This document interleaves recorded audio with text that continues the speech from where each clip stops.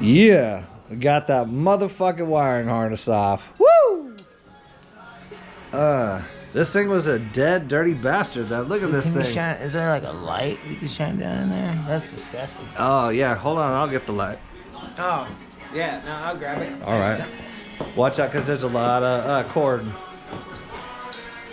Woo!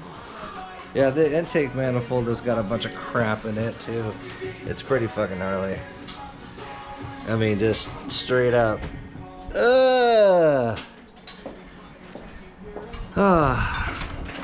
you go. Yeah, there you go.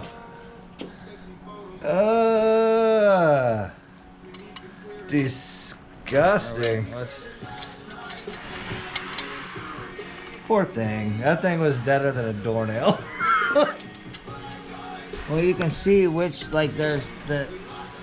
What's this side is the number 4 cylinder. Number 4 cylinder was not super bad on the intake valve, but the... And then that one's got rust all over it.